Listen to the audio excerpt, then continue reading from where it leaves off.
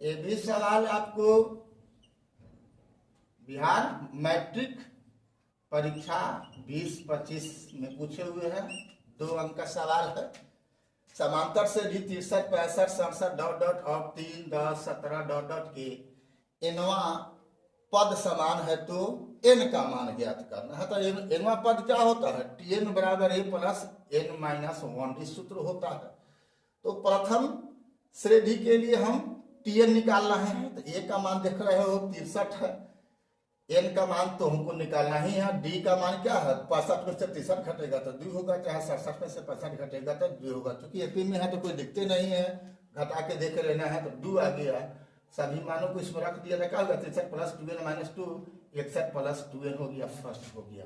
इसी प्रकार से दूसरा समीकरण जो है, सॉरी दूसरा जो श्रेणी है उसके लिए भी हम टीएन निकाल लेंगे। तो वहां पर ए का मान कितना है? 3 है। एन का मान पता नहीं है और डी का मान 10 में से घटेगा 3 तो कितना होगा? 7 होगा। चाहे 17 में से 10 घटेगा तो 7 होगा।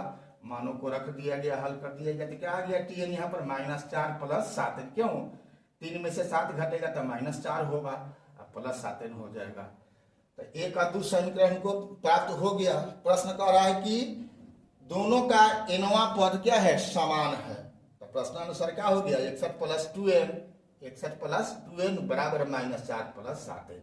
इसको सॉल्व कर दिया गया। तो यहाँ पर n का मान आ गया 65/5, यानी 13 × 5 65 ही कट जाएगा तो 13, यानी अभिष्ट लिख दोगे। अभिष्ट एनवा पद कितना है? 13 है। चाहे अभिष्ट पदों की संख्या 13 है। अभिष्ट पदों की संख्या 13 है। इसका 13वां पद जितना भी होगा, इसका 13वां पद जो भी होगा दोनों में समान आएगा।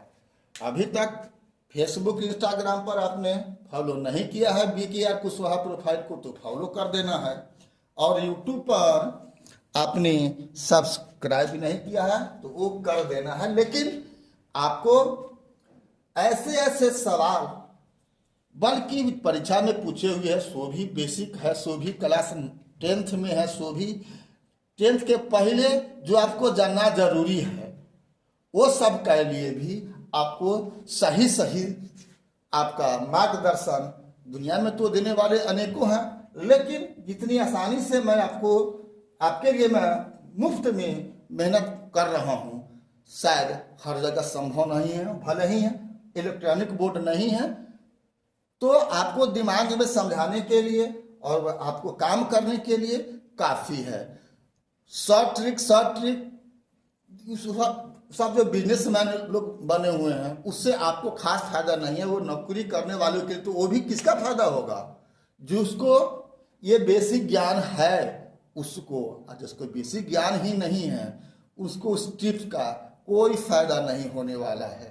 ठीक है, इसलिए मेरी बातों को ध्यान रखिए और अधिक से अधिक आप लाइक शेयर कमेंट करें और फॉलो करें, सब्सक्राइब करें।